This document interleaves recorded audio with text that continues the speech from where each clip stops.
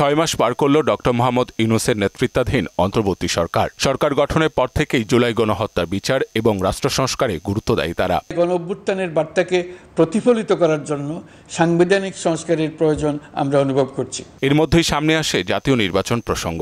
এক্ষেত্রে সরকারকে সবচেয়ে বেশি চাপে রেখেছে অন্যতম বড় দল বিএনপি। রাষ্ট্র সংস্কার প্রক্রিয়াকে একেবারে বাদ না দিলেও দলটি চায় অতি গুরুত্বপূর্ণ কিছু সংস্কার করা হোক। দ্রুত নির্বাচনের জন্য আমরা এখানেও বিরোধী মত আছে। বিশেষ করে আরেক বড় পার্টি জামাতে ইসলামী সহ কয়েকটি রাজনৈতিক দল এবং বৈষম্য বিরোধী ছাত্র আন্দোলন চায় বড় আকারের সংস্কার। ভবিষ্যতে আমরা একসাথে রাজনৈতিক স্ট্রাগলে যাব। তবে দুবাই ওয়ার্ল্ড গভর্নমেন্ট সামিটে প্রধান উপদেষ্টা মোহাম্মদ ইউনূস বলেন, সংস্কার প্রস্তাব নিয়ে রাজনৈতিক দলগুলোর মধ্যে ঐকমত্য হলে বছরের ডিসেম্বরে নির্বাচন হতে পারে।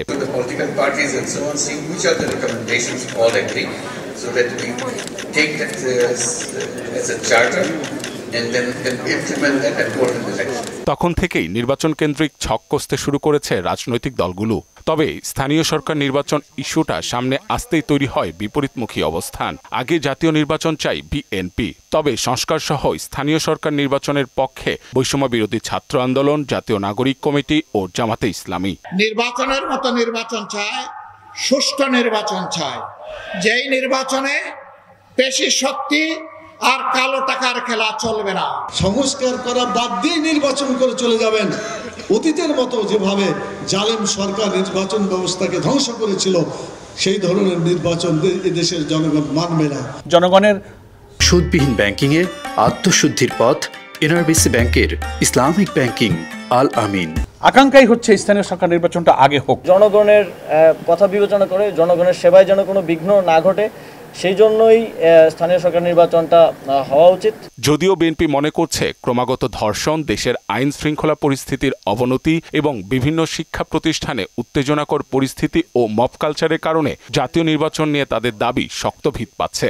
বাংলাদেশে অবিলম্বে প্রয়োজনীয় সংস্কার দ্রুত সংস্কার করে নির্বাচন দিতে হবে। নির্বাচন ছাড়া গণতন্ত্রে উত্তরণের আর কোনো বিকল্প নেই। দিনের পর দিন আমরা একটা অনির্বাচিত সরকারের হাতে দেশ চালাতে দিতে পারি না। জনগণের আদালতের রায়ের মুখোমুখি হতে ভয় পায় কিংবা যাদের ভিন্ন কোনো উদ্দেশ্য রয়েছে, তারাই নির্বাচন অনুষ্ঠান নিয়ে নানা রকম বিভ্রান্তি সৃষ্টি করে। এদিকে নির্বাচন কমিশন বলছে এত অল্প সময়ে স্থানীয় সরকার নির্বাচন সম্ভব নয়। ডিসেম্বরেই জাতীয় নির্বাচনের সার্বিক প্রস্তুতি চলছে। স্বচ্ছ voter list, quality voter list আমরা যখন প্রডিউস করতে পারবো তখনই বলতে পারবো যে আমাদের প্রস্তুতি শুরু হলো।